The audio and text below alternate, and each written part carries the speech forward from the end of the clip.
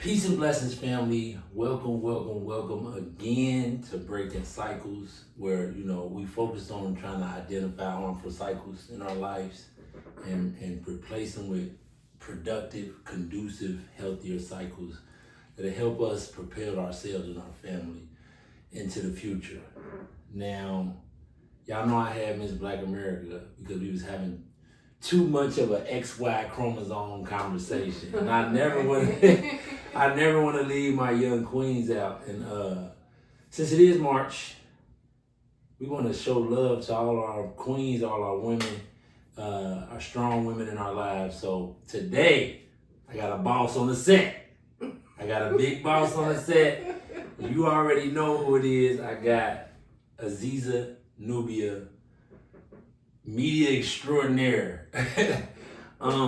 Thank you for coming. Happy to be here. Thank you for bringing me on. Nah, no doubt, man. And y'all already know, but if you don't know, if you live under a rock, Aziza started the Voice of Black Cincinnati. No, Cincy Black Travel. Cincy Black Travel. Yep. So the Voice of Black Cincy. That's another platform. Mm-hmm. Okay. So Cincy Black Travel is a magazine that showcases. Well, I'm gonna let you talk about it because okay. I've actually known some people that you did pieces on and did covers with, and I love the way that you highlight a lot of the good work that people are doing in the city. So explain to us a little bit more about Cincy Black Travel. Okay, so Cincy Black Travel was birthed back in 2023. And it was the year prior to that, 2022, when Black Tech Week, the Cincinnati Black Music Walk of Fame, and Music Fest was all happening the same week. And because I have been in media, have my own publications, I always get media passes to attend these events. And that particular week, I went to each one: Black Tech Week for each day, Walk of Fame, Music Fest. And there was so many people in Cincinnati. Like, everybody was in Cincinnati. And then it just clicked. I said, man, Cincinnati is becoming a Black tourist destination for the summer. I said, we need a guide that can help people like navigate the city, because a lot of people that I met during that time were like, well, where do you go to eat? Where's this club at? Yeah. What's this? What's that? Yeah, I get that. And we didn't have no type of guide to guide people. And so I was like, man, what if we had an app that can like guide people on what events are happening this day, where they're at. There was a map that can connect them to places and just have an itinerary schedule, or to know about the businesses and just all the Black stuff in Cincinnati. And that's so dope. that birthed Cincy Black Travel. So that following year, came up with a concept, had to build the framework, and I had a brochure. So I took that brochure to everybody. Mayor, the vice mayor. Now think trapping out your trunk with the mixtape. Yes, definitely did that. And then everybody that I shared the brochure with, they was like, yo, this is a good idea. And so the magazine piece, Cincy Black magazine came into play, because I'm like, okay, inside the app, you got the events, you have like the little GPS guide that can take you places, but it's like, what if people want to know more about Cincinnati? And then I thought it was important that this app shouldn't just appease tourists; it should appease the residents are here too. Right, a lot of us don't know what's going on. Yeah, so the magazine piece came in, so I said, okay, I'm gonna add a magazine inside the app. That way we can kind of like guide people and they can learn more about that kind of stuff. And because it feels like an ongoing conversation where we can all tap in when we need to. Exactly. And so the app went live that year, and like I've been a magazine publisher. My first magazine was Natural Woman. I started that in 2012, and it took a lot of time to build that platform, which really big platform. But Cincy Black Travel, it just took off as soon as it released. Like I launched it July 1st, 2023. By July 18th, it was the number 2 most downloaded app in the country. Because it feels like a staple. Yeah. It feels like a staple. Like if I'm looking at, even with my job, like, what's happening? I'm like, let me. That's dope, because we talk about breaking cycles on here, and a lot of what you do, whether or not people can notice is you engaged in actively breaking cycles, like building a platform. Yeah. One of the biggest cycles I think us as a community, we just as people, we need to break is that reliance on a 9 to 5 or that just dogmatic, routine, systematic 9 to 5 situation. A lot of us find ourselves locked in. Where did you get the initiative or the inspiration to be like, you know what? I need to work for me. Like, cause everybody ain't in that space. Like, but you have been in that space. So what was your inspiration when you was like, you know, I need to be my own boss? Well, I would say my first, I'm a hustler. Hustler at the heart. And my first job was at 8 years old. I could braid hair. Oh, okay. That's what's up. And so, you know, I started braiding hair, babysitting, had my own little babysitting business. I think I made my first $100, which I was so hyped at 10 years old. Like, off of just, you know. Bud. Yeah, and so I just always had an entrepreneurial spirit. Worked a few jobs, but always had an entrepreneur spirit. When I became a mother, got married early, had 5 kids real fast. Thank you for your service. That part. Raising I have 7 total now. Raising kids. Yeah, like 7 total now. But like in my early 20s, I just knew like with the amount of children that I had, I wasn't gonna make the living that I wanted to take, like how I live, unless I did work for myself. And then I'm so creative. I get so bored easily. Always, you know, creative. So I just, you know, it just made sense for me to be an entrepreneur. So I've been an entrepreneur like legally, like not to say legally, but like actually having a business on paper, LLC, since 2014. Dang. And it's been a struggle. People say that all the time, like, you've been in business for a long time, like, you know, but it's not for the weak. It's not. It's been a struggle. Like, I can honestly say just over the past probably 4 years, my business has been good enough to support me and my family. And nothing is overnight. So I definitely want to stress that what she talking about is not, you know, it's relative to success that you put in the work. And a lot of times it looked like it's over. You know, somebody 2 years ago might have been like, dang, where Cincy Black Travel come out of? Like, you know what I mean? Nah, it was old. It was that's how I mean. when I was still in music, I dropped a project and they'd be like, oh, this live and this, I'm tired of it. Yeah. It's like this 2 years old, I want it out. So what was one of the biggest cycles that you had to break to get successful? Because we get comfortable. I think the biggest cycle that I had to break was knowing my worth. I didn't know my worth. When I first started out, just in business, a lot of times you just want to do everything for free, just get your name out there, and you really don't see your value or your worth. And so I had to really step back and, say no sometimes to people. Say I can't do that, or that's not worth my time, and, speak up. My price is my price. That was like probably one of the biggest things, because if I did not, people to this day will still be trying to get stuff for nickels and dimes when it's, whole organizations that would pay me thousands for the work that I do because they value that. I was just about trying to get a discount. Let me shut up. Nah. But then it's just like, and a lot of times, it's not so much always about the money, but it's just your value, your time. Yeah, respect. And making sure that you love what you do. Because a lot of, some people will get you to do some stuff and turn you into a slave off of your own creativity. And I just like to have that freedom to be to do what I do, and to, take care of my family doing that. So because your creativity shouldn't have a limitation or boundary. Yeah. Especially what I learned, because, I paint, I make music, I'm a write, however my spirit move, I kind of just try to lean into it. Yeah. You said 7, I got 4, so I have I'm a 6 little sons, dog, 1 girl. Oh, yeah, well, yep, we similar. We said my child. My son is 23. Happy about it. So is the girl the baby? No, she's my second oldest. She's 17. Okay. I have a 15-year-old, and I have twin boys that are 13, and an 8-year-old and a 6-year-old. I'm jealous because I need mine to be old. I got mine under 12. I'm 4 under 12. Hey, that teenager life, I don't like that. They be doing too much. I feel like, I feel like I'd be more inclined to they want cars get into some now. fisticuffs. Like, thank God my business making money. I gotta buy cars and all types of stuff. Like my oldest son, I know he be looking crazy because he was like there from the very struggle. Because I was a teenage mom, so I had him at 16. So he's been there through the struggle. That's so what's up. That's him being grown. Yeah, it is. I had to make sure I wasn't. I love you, Mom. Beat the statistics. Definitely. Yeah.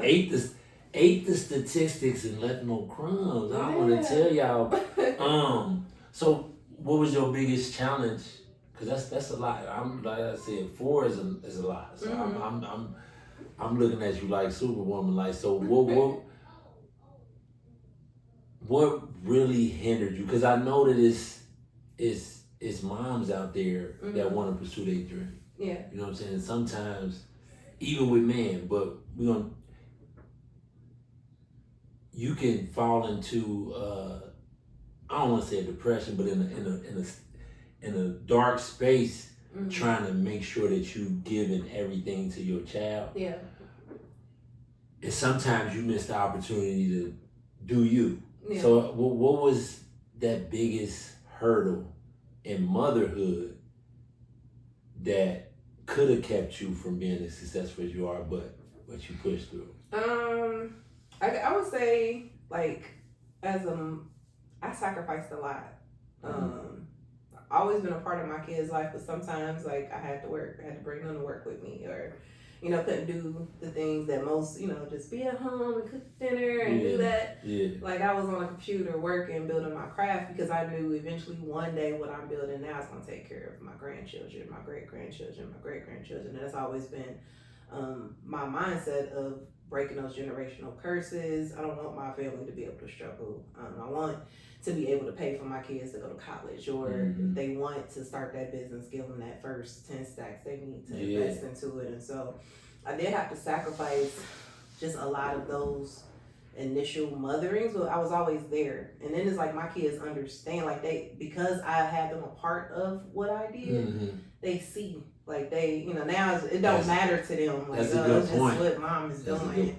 But they see the work. Yeah, it's different when they on the outside looking in. But when you include them, they grow up to you know what I'm saying, really preparing to be able to continue your dream, continue the empire, and be able to do whatever they want to do. Yeah. So financially, you teaching them. That's what we're learning now. Them down. Yeah, because that was the hurdle that I had to learn. The financial discipline, that financial literacy, because I wasn't taught that growing up. So me and my brother, we talk about it all the time. I wasn't taught that, so I'm learning and I'm making sure I teach them. So I have like one son, he is obsessed with learning about credit. He locked in. Yes. Credit and finance, like he just wants, and he's only 13. That's that. And so they all have their like different gifts, and so I try to make sure I equip them with that information, so they can just have the tools that they need to live their life. Because I'm very I'm very clear on, like, all of our children have their own lives to live, and our role as a parent is not to control them, but to give them those tools necessary and to be able to cultivate those talents and gifts that you see in them. And so that's kind of like how I do, like, that's how I live. That's how I bring my children up. Because I cultivated my own talents and gifts and skills. I didn't go to school to do the things that I do. This was naturally in me. I'm glad. That's crazy to say that, because a lot of people are like, well, who taught you how to paint? And then like, my daddy could paint and his daddy could paint. Yeah. So nobody ever taught me. And to your point, I think that's very important that we don't live vicariously through our kids. Because even though it's a lot in our DNA, like a lot of my kids, they are acclimated to a certain level of artistry. Yeah. So when they paint and when they color and doing clay, I can see that they just look, they picking up. Yeah. But I try to, make sure that I'm not you got to be a painter, you got to be a pianist, you got to be all the things that I'm doing. I just want to be able to give them as many opportunities to explore that as possible. And I don't think, like you said, I didn't have that. My mama, she and to this day, you know, she like, y'all need to get y'all money out. Excuse me, help us. Yeah, I used to sometimes wish like, hey, why couldn't my parents be like Joe Jackson and beat us in stardom? Just be like, what? Nah. But those same cycles that we had to overcome, now I think put us in a position to be able to really nurture. And then I always say, you know, I don't hold that against Mom Dukes or Pops. Like, 'cause you can't teach what you don't know. Yeah. And so you know, the real focus is what can I change and how can I give my boys a head start in the game. Like, ultimately, we just want them to be able to compete with their counterparts. Yeah. So but because I do community outreach. I'm in the community, and you know, I'm trying to be available for our young men. But let me tell y'all something. Everywhere that I'm at, she there. We front line, and she places I don't even get to make it. So, what's the importance of making sure that, because the community got a lot of cycles to break.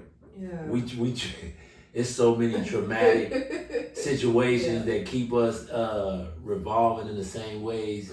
What's the importance of being frontline, really going and talking to, feeling the people? Like, 'cause that's why you've been successful from my vantage point. Is you give them a voice and you're accessible.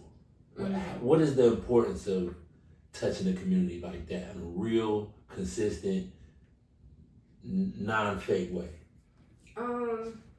I think it's important because everybody wants to feel heard. Everybody wants to feel like they're represented. A lot of times, you know, the community feel like we're overlooked, especially by leaders and people who make it to a certain level. So I just really think that it's important that everybody has a story. You know, everybody has something to give. People want to feel seen, and so I think that's important to give that voice and, you know, to celebrate us. And it's funny because when the DEI stuff started happening, and I guess the current president took place again, a lot of people said, "Are you going to change since you Black Travel? Are you going to change your, you know, you're going to change the name and take the Black out?" And I'm like, no. I said, is BET about to come off the air? Gonna be is McDonald's about to stop advertising to Black people? Like, we have a market. The biggest market, by the way. The biggest market, we have the biggest spending power. And so, you know, my role is to always make sure that we're seen, to make sure our stories are told. And one of the reasons why I'm in media is the biggest propaganda tool, but I feel like our stories need to be told through us, because no one can tell our story better than us. And a lot of times, a lot of the movies that we watch, music that we're listening to, there are people who don't look like us that's orchestrating us, and they look at the condition that our community is in and say, how is this happening? You know, until it's back in our hands fully, then that's when we can honestly start to see some change. You know, right? So, and because now, for instance, Obama, I think is, you know, the best president we done had. Now I will, as a political science major, I was very tapped into, you know, politics and his little rise to stardom, and just his presidency. I can identify where I disagree with some of the things he did, but I'm never trying to. I'm gonna disagree with everybody, so that's not a hard line for me. But the importance of my children just seeing that the office can be held by a Black man, right? Just on that level is enough for me to be appreciative of what he did. So when you say media and representation is important, especially right now where we got online echo chambers, people really siphoned out from real information. Yeah. And it's funny, but it's really sad because this age of misinformation it's really doing damage that we won't be able to quantify. Yeah. Until decades from now. And so I'm so glad that you was like, hell no, what? Why would we do that? Why would I do that? I'm picking black every time. Picking black every time. That's my my next lifetime will be black. But so it's just like teachers. I think we need more black teachers. Of course we do. So that, because we know how we retain information. And so we need more black producers, more black media influencers, because it's a give and take right now. We need more Azizas, y'all. So if you really pushing like media and want this to be, you find purpose in this, reach out. Yeah. Reach out. Cincy Black Travel, Aziza Nubia, and I'm sure for the right price. And we don't do nothing for free, Randy. No more free, Randy. But not genuinely, when it's real, when it's a real vibe and it's a real feeling. Yeah. I know, like for me, when I catch a vibe, I ain't thinking about money. I'm thinking about impact. Yeah, like everybody that's been on my magazine cover, I don't charge them for that. Okay. Like, you know, like even to read the magazine is free. You know, that she got a free mag for you. You gotta buy your print copy if you want it. Yeah. A hard copy, but you know, I think that's important because you know, a lot of like our community don't value information unless it is free, which is odd, but we value material possessions more than that. So you know, it's just more like my business is AZ Media, so that's like my production company where I do either graphic designing or consulting and things of that nature. But Cincy Black Travel is just there for the people. It's the outlet, it's the microphone that can help get the message out. And again, I was not expecting Cincy Black Travel to take off the way that it did.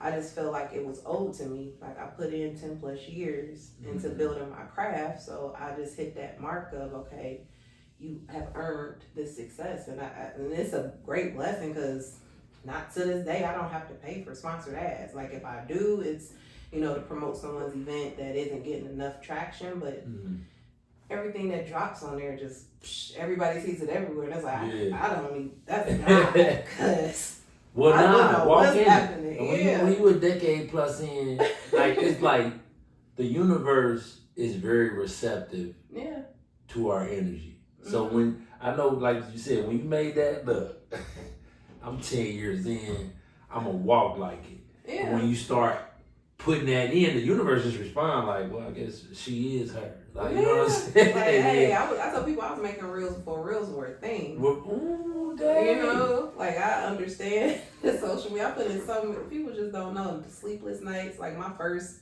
few magazines, like my first magazine I ever did, only 8 people read the issue the first time it came out. But I didn't stop. It's consistency. You got to put in that work. I remember Paul Mooney, his son, I think it was Dwayne Mooney. Rest in peace.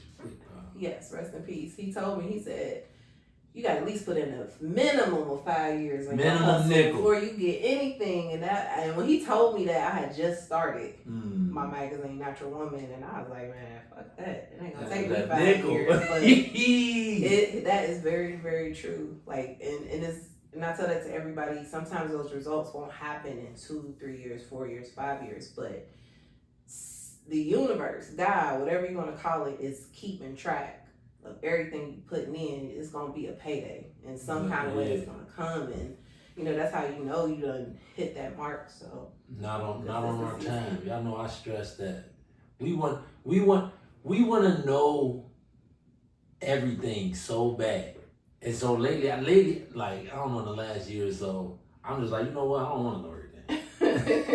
I don't want to know everything. I want to know just enough.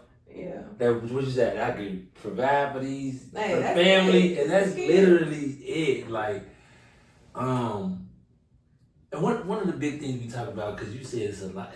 Everything you talk about just sound heavy. You know what I'm saying? Building platforms, building brands that that translate nationally, globally. You feel what I'm saying? Yeah. A lot of times we talk about breaking the cycle of acknowledging where our mental is and doing that shadow work. Yeah. So mentally, because we talk about this a lot on here, and mental health awareness is big for me, because we can't begin to break those real harmful cycles until we just acknowledge that we traumatized. Yeah. And that's one of the hurdles. Yeah. So is your approach just I lead by example and hopefully you just see, or do you gotta get in? Because I be having to tell my family, like, look, we gotta do some other shit. Like, we got, you know what I'm saying? Like, or do you just isolate? Because it's different. Yeah. Well, I think I've ventured through all those different spaces. I know when I first, because I'm really big on spirituality. That's like kind of what I like that my word. platform We started. hate religion. We love spirituality. So I'm really into what's, as within, as without. And so when I first became conscious and woke, as some people say, I wanted to tell everybody, teach everybody, heal the world. And then as I got in, I was like, this, it's draining. It's draining. This is a lot. And then it's like, maybe let me take this information and apply it to me. So I ain't even gotta say nothing now. I can just be. I can just move. And then people be like, dang, how you move like that? How are you like that? And it's like, I meditate every day. I ain't gotta tell you to meditate every day. I learned that with the boys. Yeah, so I try to just, allow my life to be the inspiration versus trying to show people or teach people, because it gets draining. And a lot of people don't appreciate it, so. Funny story you said that, because my freshman year at UC, right, I was kicking it with a lot of the football team, right? Not one of my mentors, he gave me a lot of books. There was a lot of good books on, Black history, just men and morality throughout history and all that. So, like, to your point, I was getting a lot of unlocking knowledge, right? I was like, hey, y'all, come around, sit around, like, we smoke, we eat pizza. I'm I'm trying to be Galileo in there, like, y'all, we sleep. And so I remember Big Chris, shout out Big Chris. He called me, he was like, don't tell me nothing else, bro. I'm cool, bro. I'm cool. Like, and it's funny because there's a lot of people like, they get to some truth and they like, whoa, this uncomfortable. Oh yeah. And everybody don't want to ditch that comfort zone. And that's where a lot of our problems come from. Yeah. We love to be comfort, and it is not our natural intrinsic sentiment to be comfortable. We gotta push through. I was telling you, gotta push through to that next level. Everything has to grow, and growth ain't easy. I look at nature should be our biggest teacher. It is the biggest. It should be. It should be our biggest teacher. Yeah. And hopefully we just get unplugged out of this matrix here soon. So, and I do this every episode because this is a good segue for the mental health. I believe that self-care is tantamount to just being able to continue to maneuver positively. So, they know, y'all know I love a sauna. I love a infrared sauna because it give me real detox. So what does self-care look for Aziza? Because you do a lot. I want to know what the routine is. Rest. Ooh, wait, hold on. Let's not skip over that. This is the number one thing we need to be doing is getting good rest. Quick. Yeah, rest. Making sure that I am relaxed. I'm really good on emotional intelligence. So I don't like to feel negative. I don't like to feel like low vibrations. And so I really work on and that doesn't mean I ignore it. Right. It just means I know how to work through it so it doesn't bog me down. I'm really about my inner peace. If I don't have inner peace, then can't nothing around me be peaceful. So I do things to, somebody over there like, yep. Somebody put your spot like, yep. Yeah. Like inner peace is the key for me. So definitely taking time to rest, eat well, nourish my body with the right foods, laugh and have fun, and then doing the things that I love. I do not like to work to the point where I don't like it. If I work on something and it becomes stressful and draining, I'm gonna stop it because I'm a firm believer. Like everybody want money, but money don't control me. Like I'm gonna be like you. I command it, So it's like what I give out is what I'm gonna get back, and so I'm just really big on doing things that bring me inner peace, calm and positivity, because that's how I attract the most. Money, the easy part. That inner wealth she talking about. Yeah. That's the hard part. Because there's a lot of people that's rich out here that's miserable. Like, or got money or got power and influence, and they're miserable on the inside. They can't be by themselves. How often you hear about these celebrities, taking that route? Yeah. Money is not happiness. Yeah, so I'm just really big on just my inner peace, my inner wealth, feeling good. And her cuticles, she got her cuticles together. No, I don't. They're not like mine. They're not like mine. I gotta go to ambiance. Now you know I got 7 older sisters, so yeah. I've been big on my cuticles growing up. Yeah. But they I won't show y'all right now. But so this channel was built. I don't know if you know, but this came about because I got 3 boys. Okay. And my father wasn't there, so in my infinite wisdom, I wanted to create like a video diary of just like manhood notes that if something happened to me, they'd be able to press play and still have access to me and my words and so it evolved. And I'm like, well, this. After meeting so many other fathers that was feeling like me, I was like, well, why don't I just podcast? I was like, well, let's have this conversation, because I don't know a lot. And the more that I converse with other mothers and other fathers, the more I know about parenting, because we'll never get this thing right. Never. We'll never get it right, but never. The goal is to get it healthy. You know what I'm saying? And part of mine was my mama. She was a loud person. So I love you, mother. She was a loud, and me and my brother, we couldn't always communicate what we wanted to communicate, because it was we might I ain't gonna snitch on my mama, but it was, and so now we able to in retrospect. We able to be like, dang, this affected our relationships. Yeah. This affected us being parents. This affected our friendship. This affected everything. And so, did you have any childhood, like big childhood memories that held you back? I don't want to, you know what I'm saying? I don't want to, because I know for women, it can get dark. Like, so I don't want to.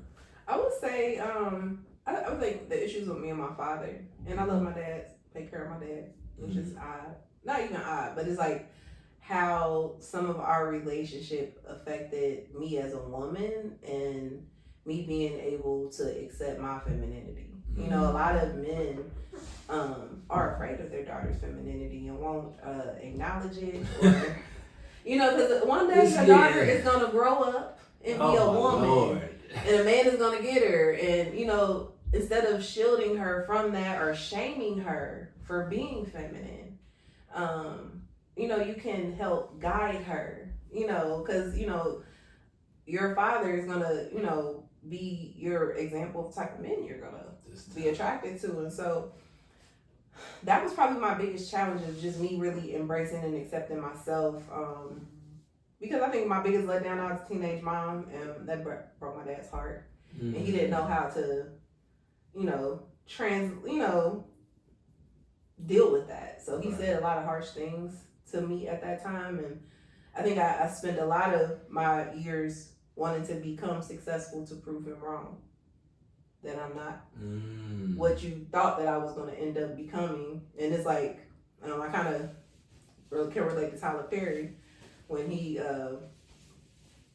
worked so hard to, show his mom or, take care of his mom. And then when his mom died, it's like, okay, what else am I doing that for? Yeah. That was like one of the hurdles that I had to, overcome, not let that be. It helped because it fueled me to want to become so successful, but then it took me away from my why, like my true reason why. So that identity piece. Yeah, so I had to just really work through those challenges growing up, and even before I became a teenage mom, just, didn't want you to be too pretty. Like, he had a real issue. Look, I'm like with that, like, and it was him trying to protect me and love me, but it's like, you gotta let me be a girl too. Like, I'm not dressing in boy clothes. What?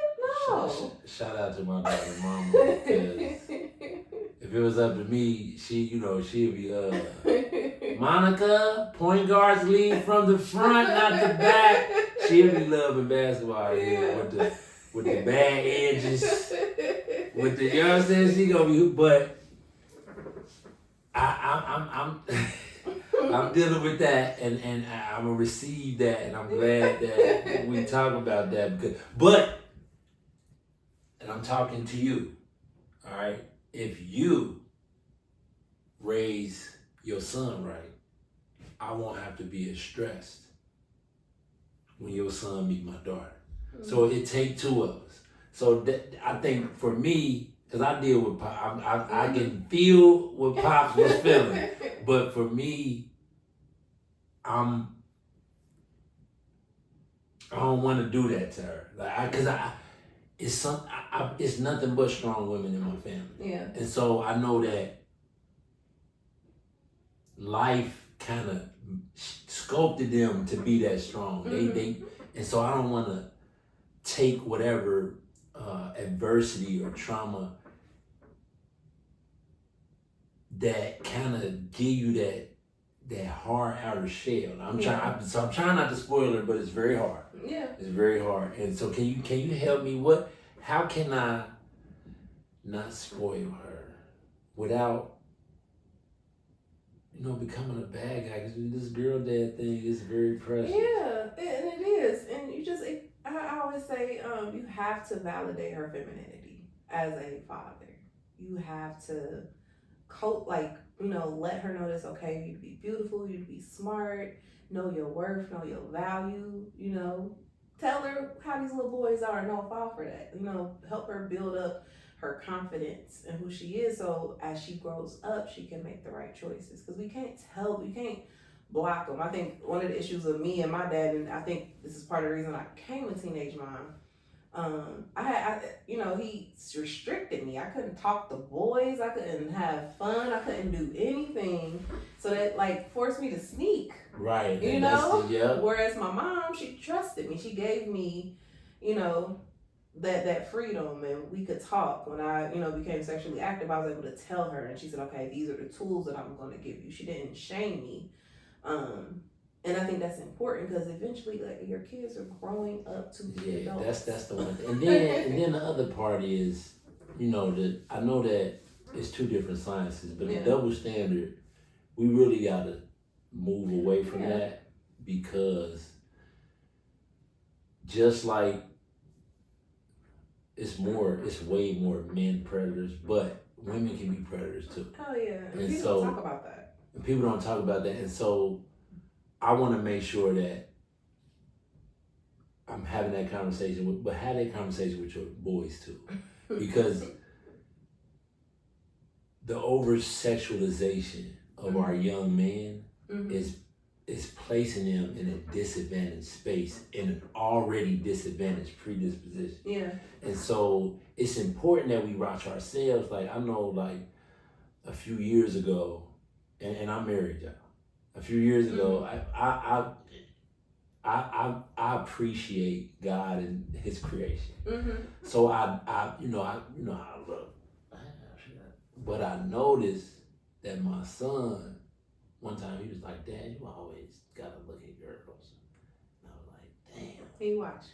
Just know that they watching absolutely everything that you're doing in life. And if you are over sexualizing women, they have a high propensity to over sexualize. And then that just caused so many other different problems. So I'm glad you brought that up, because that's one of my biggest. They are like, I want my boys to see. It's one thing, I want my boys to live in their masculinity, but then we get all. But my daughter, I just hope she just live in the closet for the next 20 years. So I'm gonna be better. I'm gonna move to tools. She called us stinky boys. Like I need to go see my girl cousins. She like all the dresses and the pink stuff, but she want to squabble with the big bros. Like, she want to squabble. Like, she don't want to feel like they can do it and I can't. So I love that. That's good. And I'm gonna embrace her femininity, because that is important. And I think it's important because a lot of our youth is dealing with identity crisis. Yeah. And so if we don't enforce or nurture those real natural things, then the outside world with all these distractions will come in and take the attention. So what's next? I know you got, because you do a lot of community work. Mm-hmm. And it's big news from CAFA the other day. Congratulations, but I want you to tell the people about CAFA and your new role. Okay, so CAFA is an acronym for the Cincinnati African American Firefighter Association. Shout out CAFA. And I am the Director of Communications and Strategic Partnerships. And I really love the role because it's community work. I love community work. I've been on just different levels involved with, government and things of that nature. And the community part just feels really good. But they're an advocacy organization for African American firefighters. Mm-hmm. So they advocate for Black firefighters, but they also are involved personally in the community. So they make their presence known, and they open up that pipeline for youth, especially our youth, to want to become first responders in the community. Yeah. And so, I've been, if you've seen CAFA lately, it's because of me. I do their social media. I've been doing a lot of community organizing for them and creating partnerships. We're preparing for the international, I'm probably saying the name wrong, so I'm not even going to say the acronym, but we're doing the firefighter convention in August. So look out hundreds of Black firefighters in Cincinnati in August. Look at all the ladies. We have a week convention happening, and we have so many events planned for that whole week.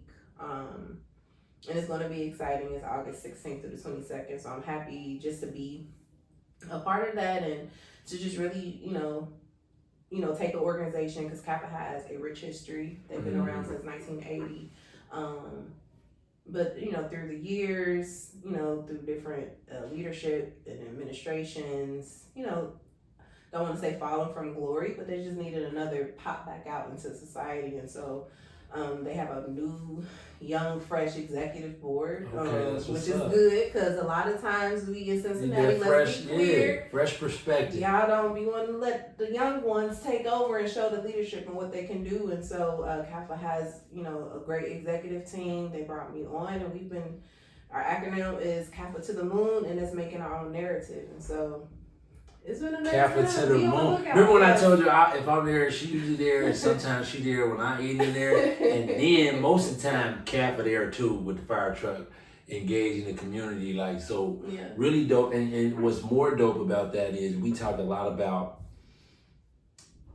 higher income situations for our young men, which is a lot like trades and public service. These things give you tools. They equip you to be able to be independent of these systems around you. Yes. And so that's my goal. I want my family to be, if the world is in turmoil, I want my family to be comfort. Yeah. And then let me be out on my Malcolm X Marcus Garvey action. But I think that's gonna be a good look because, like you said, I see them more now. I know why I see them more in the algorithm. Yeah. So they did the smart thing and got the right person on the case. Yeah. So I look forward to that. You said August real quick. August 16th through the 22nd. 16th through the 22nd. Yeah. I might be a firefighter next year. Like, I quit playing. This week we got to speak. Well, the guys got to speak at the Northwest High School in Coleraine, and just talk about the organization and being a firefighter. And I was like, my heart opened up, and it was so warm to see our young men actually considering, you know what, I think I want to be a firefighter. Like, they heard about how much money they can make, you know, what they can do, how being fit, and they actually was asking so many questions and really engaged. And I was like, that's what's up. Because a lot of times our young men and women are, you know, become a rapper, you know, influencer, Instagrammer, hooper, football player. You don't hear people say become a scientist, become a police officer, become a firefighter. And we need more of us in those roles. You know, that will eliminate a lot of the, you know, the issues that our community has to deal with when it comes to those type of things. Because a lot of times it's because we don't have representation in those roles. And we need it. We need more. Yeah, and that's why CAFA exists, to make sure that representation is there. So that's what's up. And that's for young men and women. Yeah, if you're a young lady, it's female fire. Yeah, doing their thing. Fight them fires. So I want to do a little rapid real quick because I do this with everybody. And they just a question. You just give your answer.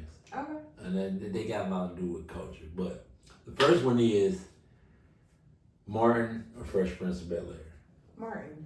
Okay, I mean Martin's strong. Martin's strong. I think this the 11th episode, and Fresh Prince of Bel-Air got 1 vote. Wow. Yeah. And he must be rich. I ain't say nothing because I ain't want to count the man prices, but Martin is highly more relative. Yeah. As far as what I was looking at in my day-to-day life. Yeah. So I was able to be. It was more relative to me now. The one thing from the Fresh Prince of Bel-Air is that infamous episode where he asks his daddy, "Why you don't want me?" Yeah. And I think that alone connected with so many of us young boys and young women who did have a father. I think it hold an honorable mention spot, but Martin is undefeated. Yeah, Martin. To this day, we can watch it and cackle the same way. Yep. Okay. If you could write a song with 3 people dead or alive, who would get those co-writing credits? Jay-Z. What? Nipsey. Oh, this is about to be hard. Timbaland. What? Hey, Jay-Z, Nip, and Tim. Mm-hmm. I'm so sad that we didn't actually get one of those. Like that would have shut it. Dang. Cause we done had people come here and say, you know, Boosie. Oh wow. M80, he said Stevie Wonder. I was like, Stevie, I'll make a little trap ballad. Okay. If you was gonna go, you had to cook, if you was gonna go to your go-to meal, cooking, what would it be? Oh gosh, my go-to meal. I like lamb chops. Lamb chops? I do like lamb chops. Damn, I ain't heard that one yet. Yeah, I've been digging the lamb chops lately. Lamb chops. My brother said it's better than beef. Yeah. So I ain't tried it yet though. Yeah. It's a nice chef salad, some roasted potatoes, simple. Ooh, yeah. Damn, she alright. That's not. Yeah, I would say. You said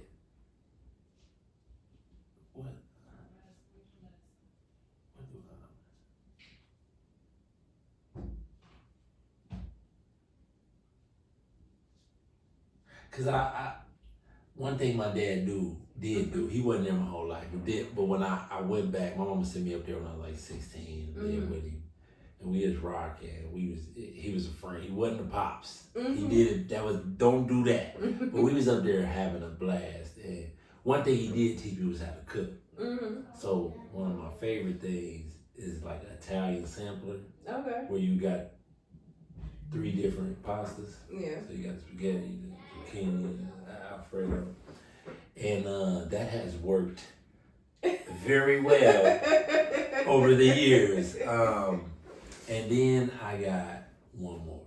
LeBron or Jordan. Jordan. That's because I grew up on Jordan. Okay. Yeah. I still think he quit. I think he's a quitter. I think he's a quitter.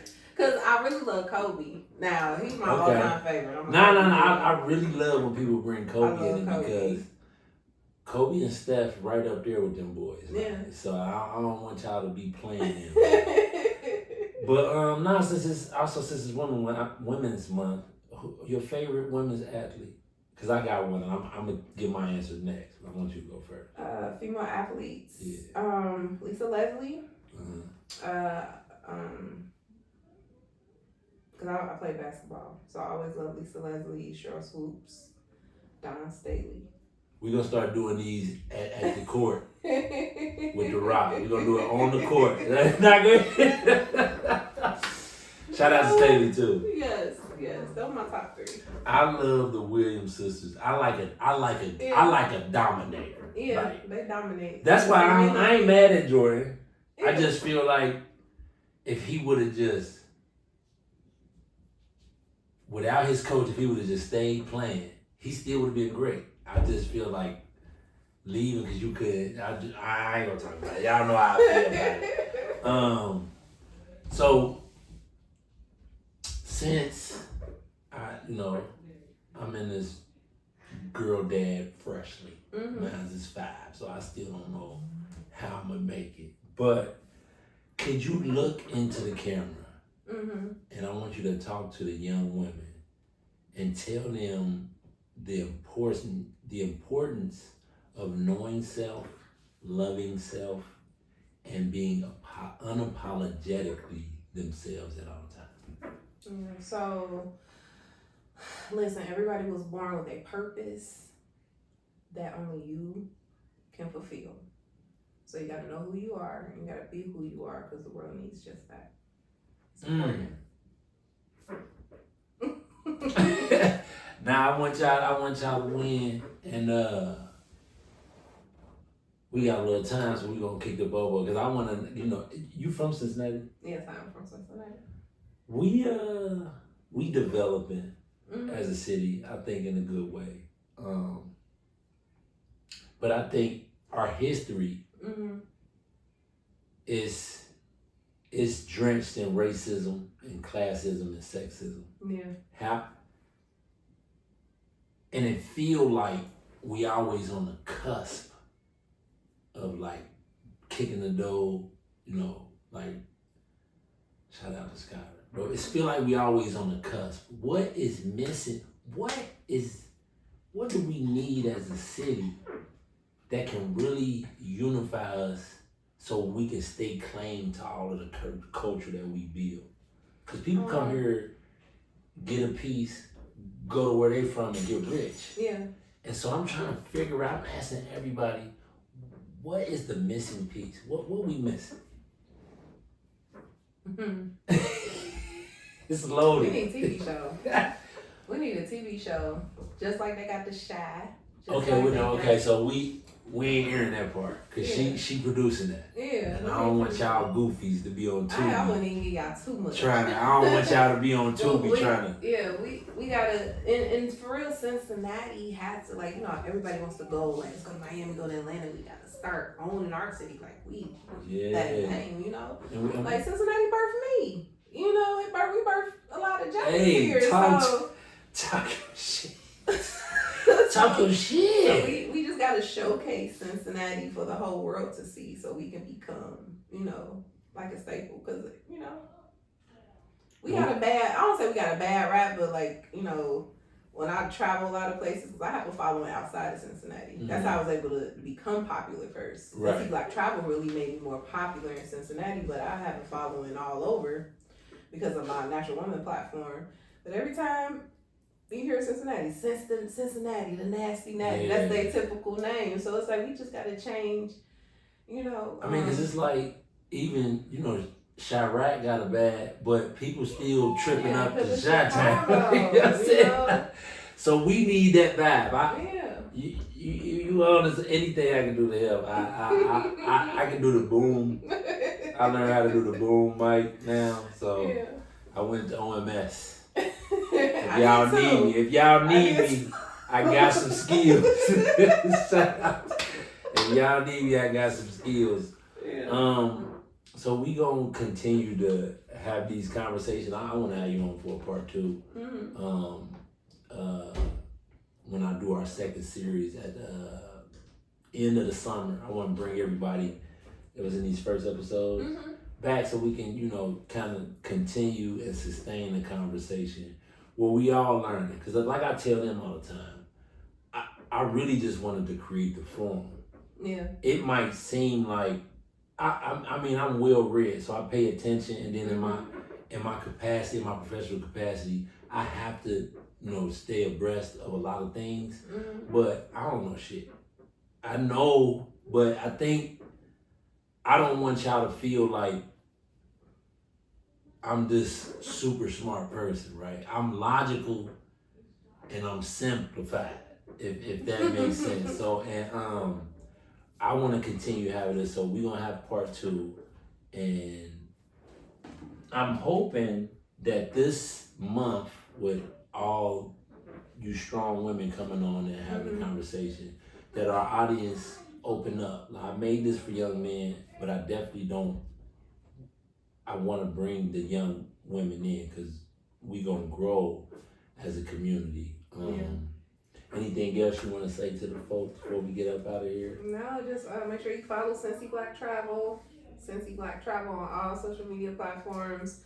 Follow Aziza Nubia, and, you know, just stay tuned. Got some amazing things happening. And CAFA, August. Follow CAFA August 16th to the 22nd. It's about to take over Cincinnati. Nah, I appreciate you so much for coming, Aziza. Continue to be an inspiration to me and the many young men and women who follow you now. If it's anything we over here at Breaking Cycles can ever do, you can see these lights, even though I know you already got lights. I just love winning, and when I see you win, it make me want to win more. Like, and I wish more of us had that kind of sentiment instead. Because, you know, it could be hate sometimes. Like, dang, how she win so much? Well, why don't you come say hi? I might break bread with you. You never know. You just be at 20,000, get 5 likes. Like, come on now. Get it together. So thank y'all for being with us. Thank Aziza Nubia for having this conversation with us. Stay tuned every other Sunday at 8 p.m. We want to continue to have this conversation. Hope y'all keep breaking cycles and keep being unapologetically you, because the real gonna win every time. Every time. Peace and love. Y'all be easy. Peace, y'all. Thank you.